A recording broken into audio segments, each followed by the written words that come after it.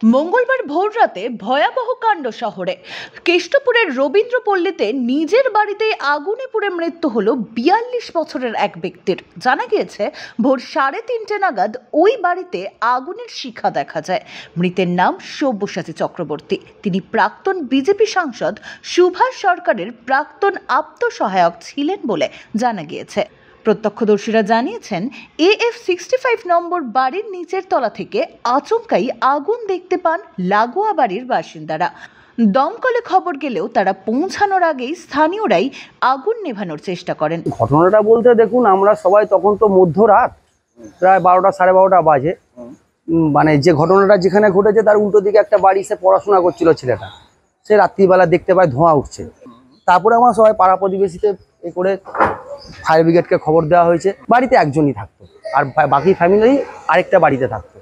উনি বাইরে বিজনেস করেন, তো উনি দিল্লিতে বিজনেস আসা যাওয়া করতো। আর বাড়ি ফ্যামিলি মা ভাই, মানে ভাই আছে, ভাইয়ের বিবাহিত ছেলে আছে, তারা ওই বাড়িতে থাকে, ওই ক্লাবের পাশে। চারিদিকে বন্ধ, আমরা ভেঙেছি, দেখছেন না কীভাবে ভাঙা চারিদিকে। ওদিকটা দেখে আসুন, পুরো ভাঙা। আমরাই পাড়ার লোকরা সব জল টল দিয়ে তারপরে ফায়ার ব্রিগেড আধ ঘন্টা বাদে এসে উদ্ধার করে। অবশেষে ঘটনাস্থলে দমকলের একটি ইঞ্জিন এসে আগুন নিয়ন্ত্রণে আনে।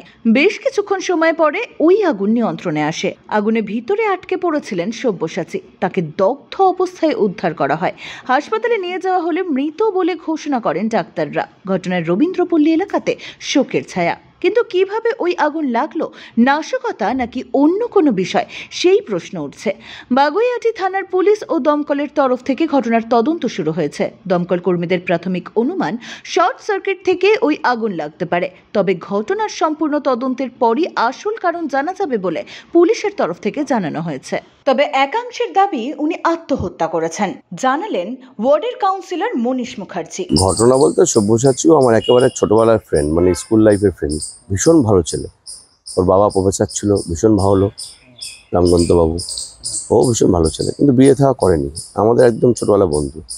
তো ওই ভাই তনু খুব ভালো ছেলে, ফ্যামিলিতে কোনো ঝামেলা নেই। ও আলাদা থাকতো এই বাড়িতে। ও তনু বউ ছেলে নিয়ে, মাকে নিয়ে, মা ক্যান্সার পেশেন্ট, আলাদা থাকতো। ও খুব ফ্লাস্ট্রেশন ছিল, যেটা জানতাম।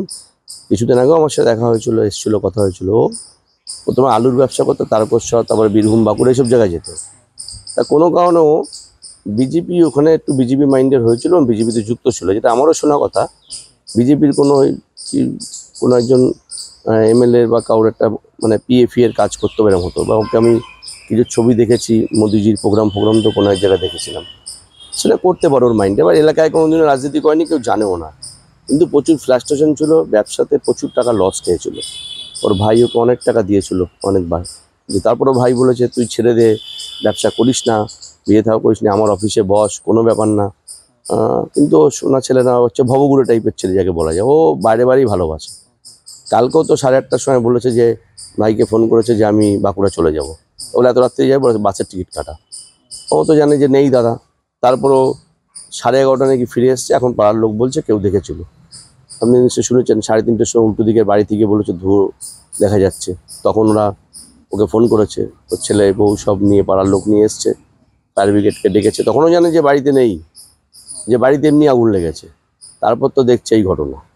ভেতর দিয়ে দরজা ছিল, ভেঙেই ঢুকেছে, ফায়ার ব্রিগেড ভেঙে ঢুকেছে। তো ফায়ার ব্রিগেডের কাছে রিপোর্ট আছে। না, ও নিজে থেকেই আগুন দিয়েছে। মেঝেতে পড়েছিল, নিজে থেকেই আগুন দিয়েছে।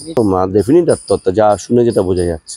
আর ওর কোনো নেই, ওর কোনো রাইভেল নেই, কিছু নেই, এলাকায় কোনো প্রবলেম নেই, ফ্যামিলি কোনো ঝামেলা নেই, কোনো সমস্যা নেই। কেন হবে এটা? দেনাগ্রস্ত, আমরা সেটা জানি। ওর ফ্লাস্ট্রেশনে ভুগছিল, ওর কথাবার্তা তো বোঝা যায়। ভাবতেই পারছি না এই ধরনের ছেলে, এত ভালো ছেলে চলে যাবে। এটা খুব দুঃখজনক ঘটনা। ব্যুরো রিপোর্ট, এক্সপোজ বার্তা।